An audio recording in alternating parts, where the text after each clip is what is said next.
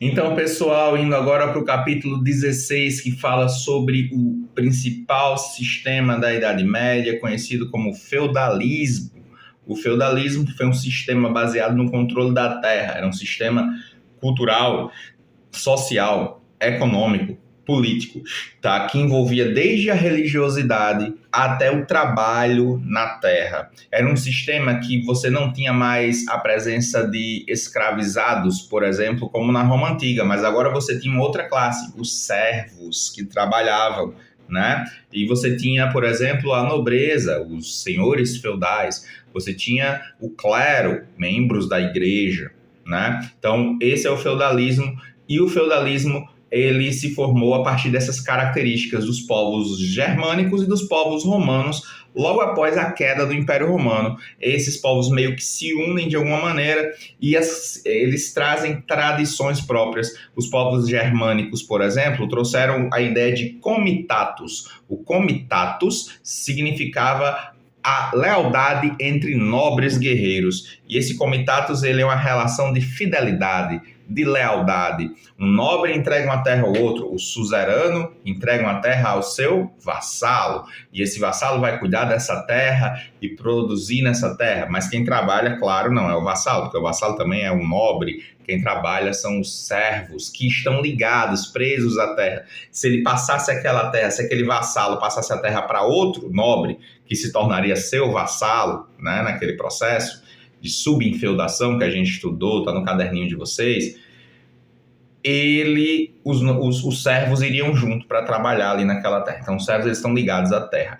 Tá? Então, o feudalismo se formou a partir de características germânicas, como essa noção de fidelidade, que se dava na entrega do feudo. Um nobre confiando a outro nobre que ele governe ali, tome conta do seu feudo.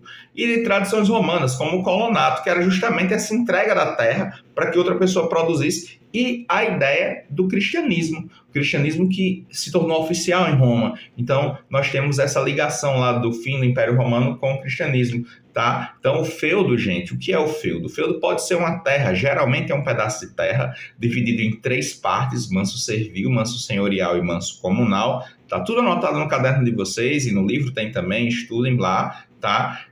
E eles eram unidades produtoras rurais que eram autossuficientes, tá? Lembrem disso, unidades produtoras que eram autossuficientes. Por isso, o comércio era baseado basicamente é ótimo, né?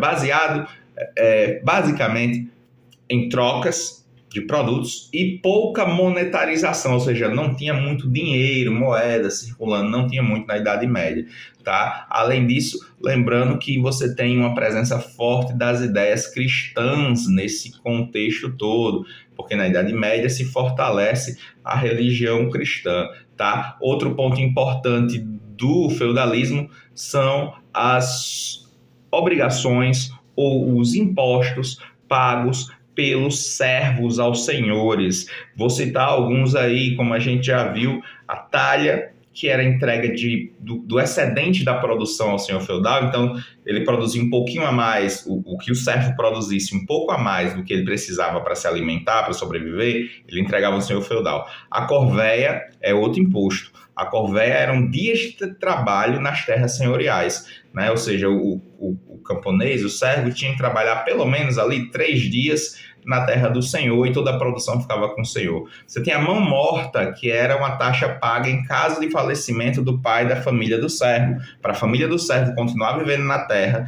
se o pai daquela família, o patriarca, o homem mais velho, né, ele morresse, tinha que pagar uma taxa.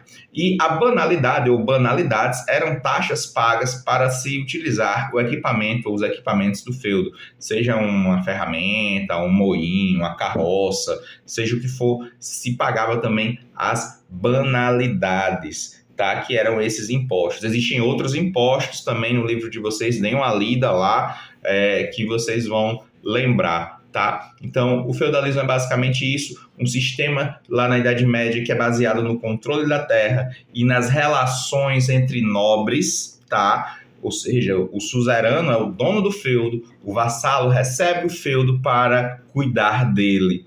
E aí, um vassalo pode ser suzerano de outro nobre, porque ele pode doar parte daquele feudo que ele recebeu. Lembra da representação que a gente fez em sala de aula? tá bom? Então, essas são as principais características do feudalismo, esse sistema que vigorou durante a Idade Média, beleza?